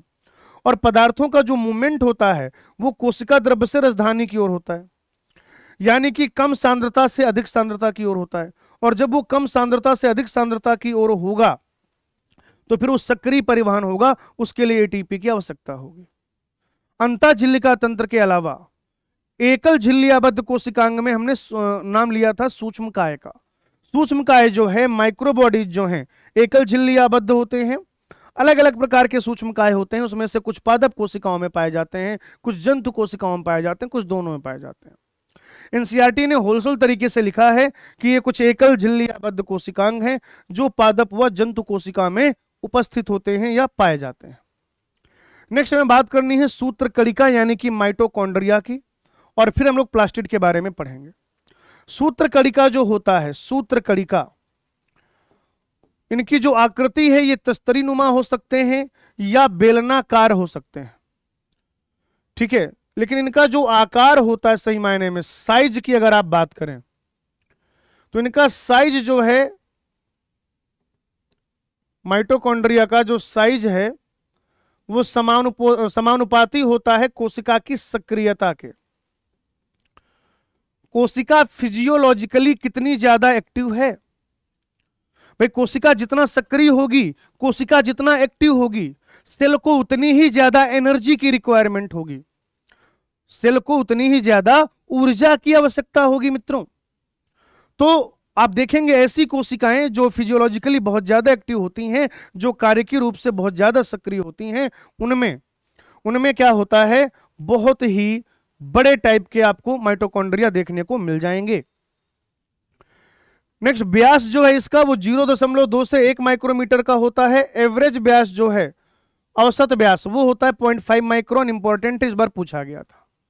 लंबाई इसकी होती है 1.0 से 4.1 माइक्रोमीटर, और ये एक सेमी ऑटोनॉमस सेल ऑर्गेनल है। Semi autonomous cell organelle, semi autonomous cell organelle, ये अपना आधा काम आधी सरकार खुद चलाता है, और आधा कंट्रोल, मतलब आधा क्या मतलब, इसका कुछ कंट्रोल इसके पास है, कुछ कंट्रोल कोशिका के केंद्रक के पास है। क्योंकि अगर ये अपना पूरा कंट्रोल अपने पास रखता, अगर ये अपना पूरा नियंत्रण अपने पास रखता, तो फिर हम इसे क्या कह रहे होते, फिर हम इसे कह रहे होते फुली ऑटोनॉमस सेल ऑर्गेनल। क्या कह रहे होते, फुली ऑटोनॉमस सेल ऑर्गेनल, ठीक है ना। श्वसन में सहायक होता है भाई, किसमें सहायक है बताइए जरा मुझे। तो आप कहेंगे ये श्वसन में सहायक है, श्वसन में, श्वसन में। श्वसन के अलावा ये प्रकाश श्वसन अर्थात फोटो रेस्पिरेशन में भी सहायक होता है, फोटो रेस्पिरेशन में भी सहायक होता है। साथ ही साथ यह जीव द्रव्य वंशागति में सहायक होता है, जीव द्रव्य वंशागति में सहायक होता है। Do always remember it. इसमें अगर आप देखें तो ये दोहरी झिल्ली से घिरा हुआ कोशिकांग है, दोहरी झिल्ली से घिरा हुआ। ये एक बाहरी मेम्ब्रेन है जो लगातार है, कॉन्टिन्यूअस है। बाहरी मेम्ब्रेन जो है, आउटर मेम्ब्रेन लगातार है। इनर मेम्ब्रेन उसने अंतर्वलन बनाए हैं, अंतर्वलन बनाए हैं। और ये जो अंतर्वलन है ये क्रिस्टी के रूप में, आप देख सकते हैं किसके रूप में है, क्रिस्टी के रूप में है। और जो क्रिस्टी है वो क्या करता है, सरफेस एरिया बढ़ा देता है। क्रिस्टी जो है बेसिकली क्या कर रहा है, सरफेस एरिया बढ़ा देता है। और यहीं पर ऐसे क्या पाए जाएंगे, ये F0 F1 पार्टिकल पाए जाएंगे। इनको कह दिया जाएगा F0 F1 कण। और ये श्वसन के दौरान एटीपी निर्माण में सहायक होते हैं, श्वसन के दौरान एटीपी निर्माण में सहायक होते हैं। इनमें इस तरीके से क्या होगा, डीएनए पाया जाएगा, कुछ ग्रेन्यूल्स पाए जा सकते हैं, और साथ ही साथ यहां पाया जाएगा 70S राइबोसोम। क्या पाया जाएगा, 70S राइबोसोम पाया जाएगा। इसकी बाहरी झिल्ली में लिखा भी हुआ है राइबोसोम, 70S आप मार्क कर लीजिए, ठीक है ना। इसकी जो बाहरी झिल्ली है और भीतरी झिल्ली है, इसमें अपने विशेष प्रकार के एंजाइम होते हैं दोनों के, जैसे सक्सिनेट डिहाइड्रोजनेज, क्रेब्स साइकिल के टाइम पर लिखवाऊंगा। क्रेब्स साइकिल के सारे एंजाइम जो हैं वो माइटोकॉन्ड्रिया के मैट्रिक्स में पाए जाते हैं, जबकि जो सक्सिनेट डिहाइड्रोजनेज एंजाइम होता है वो पाया जाता है कहां पर, भीतरी झिल्ली में माइटोकॉन्ड्रिया की। इसके अलावा इनका जो विभाजन है वो विखंडन के द्वारा होता है, याद रखिएगा, इनका जो विभाजन है वो विखंडन के द्वारा होता है। तो ये बात हो गई सूत्र कणिका अर्थात माइटोकॉन्ड्रिया की। लवक जो है, प्लास्टिड जो है, वो प्लांट सेल में और युग्लिना में पाया जाता है। 3 तरीके का है, अवर्डी लवक, वर्डी लवक और हरित लवक। कितने तरीके का है भाई? 3 तरीके का है, अवर्डी लवक, वर्डी लवक और हरित लवक। अगर कोई भी पिगमेंट ना पाया जाए, अवर्डी लवक वो है जिसमें वर्णक अनुपस्थित है। अवर्डी लवक में क्या है, कोई भी वर्णक ही नहीं पाया जाता, तो ये स्टोरेज का काम करता है। अगर ये तेल, ऑयल, फैट, फैटी एसिड इसका संग्रहण करता है, ऐसा अवर्डी लवक, ऐसा ल्यूकोप्लास्ट जो ऑयल या फैट या फैटी एसिड को स्टोरेज करता है, उसे कहते हैं तेल लवक। तेल लवक कहते हैं उसे। जो स्टार्च आलू वगैरह में जैसे होता है तो मंड लवक कहते हैं। और जो प्रोटीन का स्टोरेज करता है उसे एल्यूरोप्लास्ट, एल्यूरोप्लास्ट कहा जाता है, या प्रोटीन लवक। वर्डी लवक में कुछ वसा में घुलनशील चीजें, पिगमेंट पाई जाती हैं, कैरोटिनॉइड्स। ये जल में घुलनशील नहीं है, वसा में घुलनशील हैं, कैरोटीन और जेंथोफिल, जो प्लांट को अलग अलग रंग देते हैं, जैसे पीला हो गया है ना, संतरी रंग हो गया, ऑरेंज या रेड हो गया। तो इस तरीके के रंग जो है, नारंगी रंग, पीला रंग, लाल रंग, ये सब जो है वर्डी लवक ही उसको देता है। हरित लवक दोहरी झिल्ली, सारी दोहरी झिल्ली से घिरे हुए हैं। हरित लवक जो उसमें क्लोरोफिल भी पाया जाता है, और क्लोरोफिल के साथ साथ कैरोटिनॉइड्स भी पाए जाते हैं। क्रोमोप्लास्ट यानी कि वर्डी लवक में क्लोरोफिल नहीं पाया जाता, सिर्फ कैरोटिनॉइड है। जैसे कैरेट, कैरोटिनॉइड, कैरेट का जो कलर है, पके हुए टमाटर का जो रंग है, पकी हुई मिर्च का जो रंग है, वो वर्डी लवक की वजह से है, उसमें क्लोरोफिल नहीं है। लेकिन जो हरित लवक है उसमें कैरोटिनॉइड्स के साथ साथ क्लोरोफिल भी पाया जाता है। हरित लवक की अगर आप बात करें तो इसकी संख्या, जैसे अगर आप मीजोफिल सेल में बात करें तो मीजोफिल सेल में हो जाएगा 20 से 40। प्रत्येक मीजोफिल सेल में 20 से 40 हरित लवक पाए जाते हैं। क्लेमाइडोमोनास में 1 पाया जाता है। क्लेमाइडोमोनास में कितना पाया जाता है? 1। 5 से 10 माइक्रोमीटर इसकी लंबाई होती है, 2 से 4 माइक्रोमीटर इसकी चौड़ाई होती है। दोहरी झिल्ली से घिरा हुआ है। आप देख रहे हैं ये बाहर का मेम्ब्रेन है, अंदर का मेम्ब्रेन है। इसके अलावा इन दोनों के बीच में जो वो इंटर मेम्ब्रेन स्पेस हो गया, पीएमएस भी, जैसे यहां पर किसको क्या कहते हैं? पीएमएस कहते हैं। ये जो इंटर मेम्ब्रेनस स्पेस है इसको क्या कहते हैं? PMS, peri mitochondrial space, peri mitochondrial space. तो यहां पर भी ये इंटर मेम्ब्रेन स्पेस पाया जाता है। ठीक है, अब इसमें क्या है? थैलेक्वाइड है। ठीक है ना, थैलेक्वाइड, सिक्के जैसी संरचना, यहां पे बना देता हूं मैं। ये क्या? एक सिक्के जैसी संरचना है, इसको कहते हैं थैलेक्वाइड, इसको कहा जाएगा थाइलाक्वाइड, इसको कहा जाएगा थाइलाक्वाइड। ये थाइलाक्वाइड की मेम्ब्रेन है और ये थैलेक्वाइड का ल्यूमेन है। और इसी मेम्ब्रेन में ही, थैलेक्वाइड की मेम्ब्रेन में ही क्या पाए जाते हैं? वर्णक पाए जाते हैं, क्लोरोफिल या कैरो। अगर आपसे कभी पूछा जाए कि क्लोरोप्लास्ट में क्लोरोफिल कहां पाया जाता है, तो थैलेक्वाइड की जो मेम्ब्रेन है वहां पर पाया जाता है। अच्छा, ये अगर ऐसे क्या कर रहे हैं, एक ग्रुप बना रहे, इस तरीके से जब ये ग्रुप बना लेते हैं तो इसको कहा जाता है ग्रेनम, ग्रेनम, ग्रेनम। और अगर बहुत सारे ग्रेनम हैं तो बहुवचन में उसको कह दिया जाता है ग्रेना, बहुवचन में उसको प्लूरल फॉर्म में ग्रेना कह दिया जाता है। ठीक है, ये इसमें जो ग्रेना बना रहे हैं वो ग्रेना थैलेक्वाइड है ना। और ये जो ग्रेना थैलेक्वाइड के बीच में इस तरीके से पाया जा रहा है, भाई मैं ड्रॉ कर देता हूं आपके लिए, ये इसको कहा जाता है स्ट्रोमा लैमेले, स्ट्रोमा लैमेले कहा जाता है, स्ट्रोमा लैमेले। ठीक है, साथ ही साथ यहां पर भी क्या हो जाएगा? ये डीएनए वगैरह पाया जाएगा, और यहां पर भी 70S राइबोसोम पाया जाता है। यहां पर भी क्या पाया जाता है बच्चों? 70S राइबोसोम पाया जाता है, 70S राइबोसोम, 70S राइबोसोम।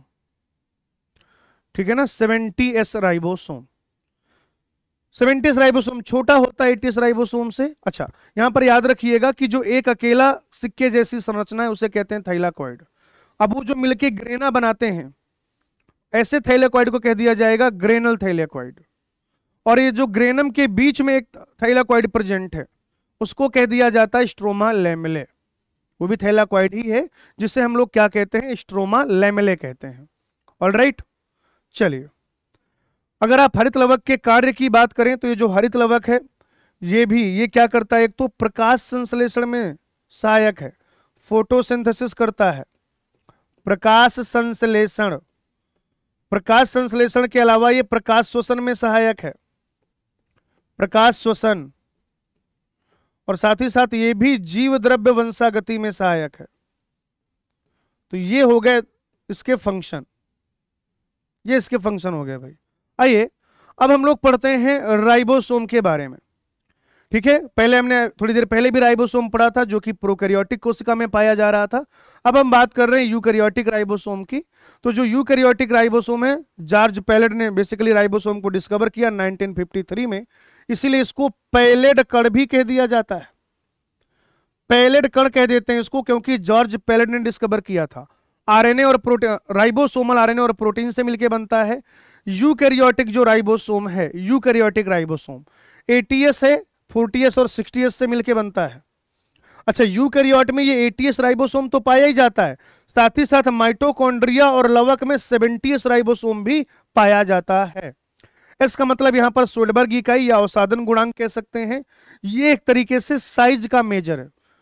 अगर मैंने कहा 10S और 20S तो 20S बड़ा होगा, 20S और 30S तो 30S बड़ा होगा, इस तरीके से होता है। ठीक है, और राइबोसोम का जो मुख्य कार्य है वो है प्रोटीन संश्लेषण। कोई भी राइबोसोम हो, चाहे वो 70S हो चाहे 80S हो, दो उप इकाइयों से मिलकर बनता है, छोटी उप इकाई और बड़ी उप इकाई। इन दोनों को मिला देंगे तो पूरा राइबोसोम बन जाएगा। जैसे यूकैरियोट में जो 80S राइबोसोम पाया जाता है उसकी छोटी उप इकाई 40S, बड़ी उप इकाई क्या हो जाएगा 60S। अगर ये 70S राइबोसोम होता तो इसकी छोटी उप इकाई 30S, बड़ी उप इकाई क्या हो जाता भाई, तो हम लोग कहते हैं 50S। और साथ ही साथ इन दोनों को जोड़ने के लिए हमें चाहिए होता है Mg++। कभी कभी आपको ये सवाल भी देखने को मिल जाता है Mg++। वो ऐसा पूछते हैं कि राइबोसोम की दोनों उप इकाइयों को जोड़ने के लिए कौन से आयन की या कौन से तत्व की आवश्यकता होती है, तो आप कहेंगे Mg++ या फिर मैग्नीशियम आयन। कोशिका पंजर, आपके साइटोप्लाज्म में कुछ प्रोटीन का बना हुआ, प्रोटीन की बनी हुई चीजों का एक नेटवर्क होता है, एक विशाल विस्तृत इलाबोरेट नेटवर्क होता है। माइक्रोट्यूब्यूल, माइक्रोफिलामेंट, इंटरमीडिएट फिलामेंट, ये सब प्रोटीन की चीजें हैं, प्रोटीनिशियस चीजें हैं। एक्टिन, मायोसिन, ट्यूबुलिन, ये सब। तो ये प्रोटीन का बना हुआ एक बड़ा सा एक नेटवर्क होता है, एक जाल होता है, जिसे हम साइटोस्केलेटन या कोशिका पंजर या सेल पंजर या साइटोपंजर कहते हैं। ये सेल को क्या करता है, एक मैकेनिकल सपोर्ट देता है, यांत्रिक सहायता देता है। साथ ही साथ ये लोकोमोशन में भी सहायक है और यह सेल के शेप को भी मेंटेन करता है, कोशिका के आकार को भी नियंत्रित करता है।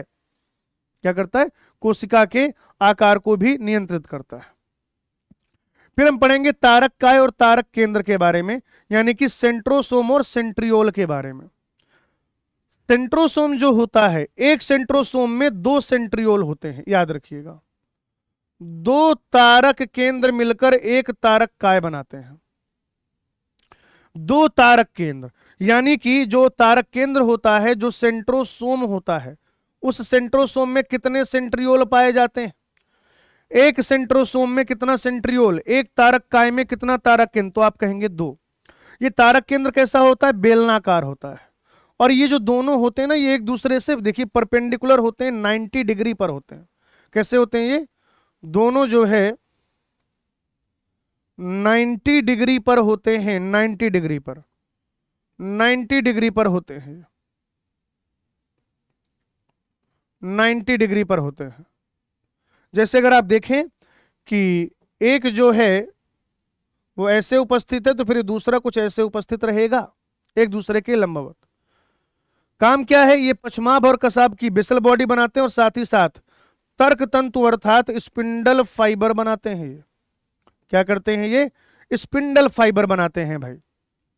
इनकी जब आप संरचना देखेंगे तो ये ऐसा 9+0 अरेंजमेंट होता है माइक्रोट्यूब्यूल का, और ये जो 9 है ये बाहर की ओर पाए जाते हैं, त्रिक होते हैं, बाहर की ओर पाए जाते हैं और ऐसे ये त्रिक होते हैं।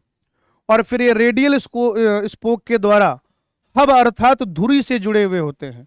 इसको आप धुरी कह सकते हैं, ये जो बीच वाला हिस्सा है, इस बीच वाले हिस्से को धुरी कहते हैं, और अरीय दंड के द्वारा फिर ये जुड़े होते हैं। तो आप देख रहे हैं ऐसे 1 2 3 1 2 3 ऐसे त्रिक के रूप में पाए जाते हैं, और ये टोटल 9 त्रिक होते हैं। तो 9+0 अरेंजमेंट है, बैलगाड़ी के पहिए जैसी संरचना है, बेलनाकार है, झिल्ली रहित है, कोई भी झिल्ली नहीं पाई जाती है। एक तारक काय में 2 तारक केंद्र होते हैं, दोनों एक दूसरे के लंबवत परपेंडिकुलर होते हैं। सिलिया फ्लैजिला का बेसल बॉडी बनाएंगे, और माइटोसिस के दौरान ये स्पिंडल फाइबर बनाने का भी काम करते हैं। क्या होता है कि अगर आप देखें यूकैरियोट्स में, यहां पर जो फ्लैजिला पढ़ना है, कसाब पढ़ना है, वो यूकैरियोट का पढ़ना है, प्रोकैरियोट का हम पहले पढ़ चुके हैं। तो मेम्ब्रेन के कुछ एक्सटेंशन होते हैं, मेम्ब्रेन से कुछ एक्सटेंशन निकलते हैं, और ये जो एक्सटेंशन हैं ये छोटे हो सकते हैं, लंबे हो सकते हैं। छोटे वाले जो एक्सटेंशन उसे पछमाब अर्थात सिलिया कहा जाता है, लंबे एक्सटेंशन को कसाब कहा जाता है। ये जो छोटे छोटे एक्सटेंशन हैं, ये जो छोटे छोटे इलॉन्गेशन हैं, जिन्हें पछमाब यानी कि सिलिया कहते हैं, वो चप्पू चलाते हैं ना, नाव, चप्पू से नाव चलाते हैं, तो चप्पू का एक मूवमेंट होता है। तो बच्चों ये चप्पू की तरह काम करती है सिलिया, और यह कोशिका के साथ साथ कोशिका के आसपास का जो फ्लूइड है उसका भी मूवमेंट कराती है। कोशिका को तो गति प्रदान करेगी ही करेगी, उसके साथ साथ जो क्या होता है उसका सराउंडिंग फ्लूइड है, कोशिका के आसपास का जो द्रव्य है उसको भी गति प्रदान करती है। लेकिन ये जो लंबा एक्सटेंशन है ये कभी भी आसपास के फ्लूइड को गति नहीं प्रदान करता, ये केवल और केवल कोशिका की गति में सहायक है। बाकी अगर आप देखें तो दोनों ट्यूबुलिन प्रोटीन के बने हुए हैं, दोनों में जो माइक्रोट्यूब्यूल का अरेंजमेंट है वो 9+2 है, और इनका जो कोर पार्ट है, जो सेंट्रल पार्ट है, उसे आप क्या कहते हैं, अक्षसूत्र या एक्सोनीम कहते हैं। जैसे अगर आप इसको यहां पर देखें तो इसे आप कोई सिलिया या फ्लैजिला समझ लीजिए, तो ये जो पार्ट है पूरा अंदर वाला मेन पार्ट ये एक्सोनीम है। जैसे ये पेन है, ये ऐसे क्या है, आपको क्या दिख रहा है, ये सिलिया या फ्लैजिला है। इसको आप बीच से काट दो, काटने के बाद जब आप ऐसे देखोगे तो कुछ इस तरीके का दिखाई देगा, कुछ इस तरीके का दिखाई देगा ये। और सेंट्रल माइक्रोट्यूब्यूल कितना होता है, 9, ठीक है ना। वो मैं सारी चीजें आपको बता चुका हूं कि जो सेंट्रल माइक्रोट्यूब्यूल है वो, सॉरी, सेंट्रल माइक्रोट्यूब्यूल कितना होता है, 2। बीच में क्या होते हैं, 2 माइक्रोट्यूब्यूल पाए जाते हैं और सिंगलेट होते हैं, ठीक है ना। ये कहां पर पाए जाते हैं बेटा, केंद्र की ओर, सेंट्रल पार्ट में। और कैसे होते हैं, ये एकलक अर्थात सिंगलेट होते हैं, सिंगलेट। जबकि ये जो 9 पाए जा रहे हैं ये बाहर पाए जाते हैं, और ये किस फॉर्म में होते हैं, द्विक के फॉर्म में होते हैं, डबलेट होते हैं, डबलेट। तो ये सबसे बाहर देख रहे हैं आप, प्लाज्मा मेम्ब्रेन है, ठीक है ना। फिर उसके बाद ये डबलेट माइक्रोट्यूब्यूल है, 9 है टोटल, है ना, 2 करके 9 है, अंदर 1 करके 2 है। इनके बीच में जो लिंकर पाया जाता है उसे ए बी लिंकर कह दिया जाएगा। भाई एक माइक्रोट्यूब्यूल को आपने नाम दिया ए, एक को नाम दे दिया बी, तो इनके बीच में जो लिंकर पाया जा रहा है उसे ए बी लिंकर या बी ए लिंकर कह दिया जाएगा, या इसी को इंटर डबलेट ब्रिज भी कहते हैं। क्या कहते हैं, इंटर डबलेट ब्रिज। और फिर अरीय दंड, जैसे साइकिल में वो स्पोक लगे होते हैं ना, तो वैसे ही क्या होता है, ये रेडियल स्पोक्स होते हैं जो इसको कनेक्ट करते हैं, जो क्या करते हैं, इसको कनेक्ट करने का काम करते हैं। तो सिलिया हो चाहे फ्लैजिला ट्यूबुलिन प्रोटीन का बना है, सिलिया हो चाहे फ्लैजिला 9+2 अरेंजमेंट है, सिलिया हो चाहे फ्लैजिला, दोनों में क्या हो जाएगा, जो कोर वाला पार्ट है उसे अक्षसूत्र कहेंगे, उसे क्या कहा जाएगा, अक्षसूत्र कहा जाएगा। क्लियर है भाई। चलिए अब हमें पढ़ना है केंद्रक के बारे में, गुणसूत्र के बारे में। तो केंद्रक की जो खोज है वो रॉबर्ट ब्राउन ने की थी 1831 में। केंद्रक को कहा जाता है मास्टर सेल ऑर्गेनेल, क्योंकि ये कोशिका के कार्यों को नियंत्रित करता है। ये क्या करता है, कोशिका के कार्यों का नियंत्रण करता है, कोशिका के कार्यों का नियंत्रण करता है भाई, कोशिका के कार्यों का नियंत्रण करता है ये, कोशिका के कार्यों का नियंत्रण। मुख्यतया अगर आप इसके देखें तो 4 भाग हैं, केंद्रक आवरण, केंद्रक द्रव्य, क्रोमैटिन और केंद्रिका, ये 4 भाग हैं। सबसे बाहर जो भाग है केंद्रक आवरण, जैसे मान लीजिए यहां सब क्या है, साइटोप्लाज्म है, और ये अंदर क्या है, केंद्रक द्रव्य। तो जीव द्रव्य से केंद्रक द्रव्य को अलग करने का काम कौन कर रहा है, बताइए मुझे। जीव द्रव्य को केंद्रक द्रव्य से अलग करने का काम कर रहा है केंद्रक आवरण, न्यूक्लियर इनवलप। और ये जो न्यूक्लियर इनवलप है, यह न्यूक्लियर इनवलप, ध्यान से सुनिएगा, यह न्यूक्लियर इनवलप 2 झिल्लियों का बना होता है। बाहर बाहरी झिल्ली आउटर मेम्ब्रेन पाई जाएगी और भीतरी झिल्ली पाई जाएगी। साथ ही साथ यहां पर पाया जाता है, इन दोनों झिल्लियों के बीच में स्थान होता है जिसे कहते हैं परिकेंद्रकीय स्थान। दोनों झिल्लियों के बीच में 10 to 15 नैनोमीटर का होता है। यानी ये जो स्थान आप देख रहे हैं इसी को कहा जाएगा परिकेंद्रकीय स्थान। और ये जो परिकेंद्रकीय स्थान है, यह परिकेंद्रकीय स्थान 10 से 50 नैनोमीटर का होता है। जब ये दोनों झिल्लियां आपस में मिल जाती हैं तो पोर बनता है, छिद्र बनता है, जिसे न्यूक्लियर पोर कहा जाता है। छिद्र बनता है जिसे क्या कहते हैं, न्यूक्लियर पोर। और ये जो न्यूक्लियर पोर है, जीव द्रव्य और केंद्रक द्रव्य के बीच में आरएनए और प्रोटीन का जो आवागमन है वो कराता है। यहां पर जो आनुवांशिक पदार्थ है वो जालनुमा संरचना के रूप में उपस्थित है, जिसे आप क्रोमैटिन कह देते हैं। क्रोमैटिन, क्रोमैटिन के बारे में भी डिटेल में बात करेंगे। और अंदर एक गोलाकार संरचना पाई जाती है जो झिल्ली रहित है, जिसे केंद्रिका अर्थात न्यूक्लियोलस कहते हैं। और एक केंद्रिका की खास बात क्या है, केंद्रिका की खास बात यह है कि ये राइबोसोमल आरएनए को बनाता है। वही राइबोसोमल आरएनए जो राइबोसोम के संश्लेषण में सहायक है। यानी कि जहां पे प्रोटीन का निर्माण हो रहा होगा ज्यादा, वहां पे अपने को राइबोसोम चाहिए होंगे ज्यादा। जहां पे अपने को राइबोसोम चाहिए होंगे ज्यादा, वहां पर अपने को राइबोसोमल आरएनए चाहिए होगा ज्यादा। जहां पर अपने को राइबोसोमल आरएनए ज्यादा चाहिए होगा, वहां पर अपने को न्यूक्लियोलस अर्थात केंद्रिका भी ज्यादा चाहिए होगी। ये क्रोमैटिन टर्म दिया फ्लेमिंग ने, और इसको हम लोग रंगने के लिए, इसके रंजन के लिए, अभिरंजन के लिए, स्टेनिंग के लिए क्षारीय स्टेन यूज किया जाता है। क्षारीय डाई इस्तेमाल की जाती है। ये एक जालनुमा संरचना है जो डीएनए, आरएनए, हिस्टोन प्रोटीन और कुछ गैर हिस्टोन प्रोटीन, यानी कि हिस्टोन के अलावा प्रोटीन, उनसे मिलकर बनता है। जब आप क्रोमैटिन को कंडेंस कर देते हो, उसको संघनित कर देते हो, तो गुणसूत्र बनता है। अगर आप द्विगुणित मानव कोशिका की बात करें, डिप्लॉयड ह्यूमन सेल की बात करें, तो उसमें 2.2 मीटर लंबा डीएनए पाया जाता है। आपकी कोशिका में जो 46 गुणसूत्र, उसमें जो टोटल डीएनए पाया जा रहा है वो 2.2 मीटर का है। गुणसूत्र में अगर आप देखेंगे तो इसको, ये जो एक संरचना आप देख रहे हैं, इसको कहा जाता है अर्ध गुणसूत्र या क्रोमैटिड।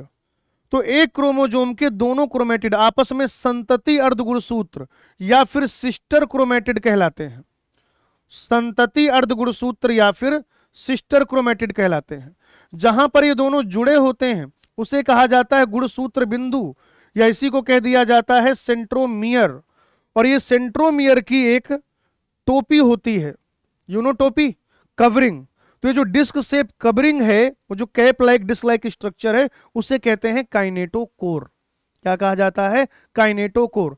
अब जैसे मान लीजिए गुणसूत्र है, तो विभाजन के समय, डिवीजन के समय जो स्पिंडल फाइबर हैं वो इसी काइनेटोकोर में आके जुड़ते हैं।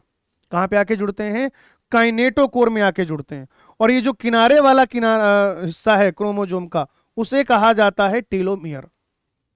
टीलो का मतलब क्या है, किनारा, मियर का मतलब टुकड़ा, किनारे का टुकड़ा, टीलोमियर। ठीक है ना। तो गुणसूत्र में किनारे पे जो चीज पाई जा रही है, एंड में जो चीज पाई जा रही है, उसे आप कहते हैं टीलोमियर। अब ये जो सेंट्रोमियर है, गुणसूत्र बिंदु है, गुणसूत्र बिंदु की पोजीशन क्या है। अच्छा, इसमें देखेंगे 2 आर्म आपको दिखाई दे रही है। एक छोटी भुजा दिखाई दे रही है, ये एक छोटी भुजा है और ये एक बड़ी भुजा है। जो छोटी भुजा है उसको कहते हैं पी आर्म, और जो बड़ी भुजा है क्यू आर्म। तो ये पी छोटा, क्यू बड़ा जो है, कैसे निर्धारित करेंगे, गुणसूत्र बिंदु की पोजीशन के आधार पर। अगर आप देखें कि दोनों भुजाएं बराबर हैं, यानी कि पी और क्यू बराबर है, यानी कि सेंट्रोमियर एकदम बीच में उपस्थित है, सेंट्रोमियर एकदम बीच में उपस्थित है, तो क्या हो जाएगा, आप यह देखेंगे कि इसको कह दिया जाएगा मेटासेंट्रिक क्रोमोजोम, मध्य केंद्रीय क्रोमोजोम। लेकिन अगर ये सेंटर से ना होकर थोड़ा दाएं बाएं हो, तो इसे कहा जाएगा सब मेटासेंट्रिक उपमध्य केंद्रीय गुणसूत्र, जिसमें बड़ी भुजा वो क्या होगा, छोटी भुजा से थोड़ा बड़ी होगी। फिर है अग्र बिंदु, किनारे पर नहीं, किनारे के पास, एकदम किनारे पर नहीं है गुणसूत्र बिंदु, किनारे के पास है। और जब किनारे के पास अग्र बिंदु पाया जाता है, यानी जो बड़ी भुजा है वो छोटी भुजा से बहुत बड़ी है। यहां पे देखो दोनों भुजाएं बराबर, यहां पर बड़ी भुजा छोटी भुजा से थोड़ा बड़ी है। क्यों? क्योंकि बीच के ही थोड़ा दाएं बाएं पाया जा रहा है। अग्र बिंदु अर्थात एक्रोसेंट्रिक क्रोमोजोम, भाई जी यहां पर जो गुणसूत्र बिंदु है सेंट्रोमियर है, वो किनारे पर नहीं लेकिन किनारे के पास पाया जा रहा है, यानी बस की आखिरी सीट में नहीं, सेकंड लास्ट सीट में बैठा हुआ है। तो छोटी भुजा बहुत छोटी, बड़ी भुजा बहुत बड़ी। और फिर अंत केंद्रीय, ये जो सेंट्रोमियर है ये एकदम कहां पर पाया जा रहा है, किनारे पर, एक ही भुजा ही है, तो इसे कह दिया जाएगा अंत केंद्रीय क्रोमोजोम। बेटा ये जो सेंट्रोमियर है इसको प्राथमिक संकीर्णन भी कहते हैं। सेंट्रोमियर को प्राथमिक संकीर्णन भी कहा जाता है। क्या कहा जाता है? प्राथमिक संकीर्णन। तो प्राथमिक संकीर्णन तो सब में पाया जाता है। कुछ क्रोमोजोम ऐसे भी होते हैं कुछ क्रोमोजोम ऐसे भी होते हैं जहां पर द्वितीयक संकीर्णन भी पाया जाता है। ये देख रहे हैं ना, ये हिस्सा थोड़ा सा संकीर्ण है। तो ये क्या है? जहां पे सेंट्रोमियर है, ये तो हो गया प्राथमिक संकीर्णन। प्राथमिक संकीर्णन के अलावा अगर कोई और संकीर्णन पाया जाए तो उसे द्वितीयक संकीर्णन कहा जाता है। और द्वितीयक संकीर्णन के बाद वाला जो हिस्सा है उसे कहते हैं सैटेलाइट। द्वितीयक संकीर्णन के बाद वाले हिस्से को क्या कहते हैं? सैटेलाइट कहते हैं। ठीक है, तो फाइनली लगभग 80 मिनट में हमने पूरा चैप्टर कंप्लीट कर लिया है, जबकि मेन बैचेज में 13, 14, 10 लेक्चर लगते हैं इसको पढ़ने के लिए। ठीक है, आपका होमवर्क ये है कि आप या तो इस लेक्चर को एनसीईआरटी के साथ देखें या एनसीईआरटी जो है आप पढ़ लें इस लेक्चर को देखने के बाद, और एक बार पीवाईक्यू सॉल्व कर लीजिए। ठीक है, बाकी हंसते रहिए, मुस्कुराते रहिए, पढ़ते रहिए, लिखते रहिए, लेक्चर रिवाइज करते रहिए, डीपीपी सॉल्व करते रहिए। आपका ध्यान अपने लक्ष्य पर बनाए रखिए, खुद पर यकीन रखिए, और हमेशा ध्यान रखिए जब तक फोड़ेंगे नहीं तब तक छोड़ेंगे नहीं। आज की कथा यहीं तक, आगे I will take it on next class. Thank you, धन्यवाद।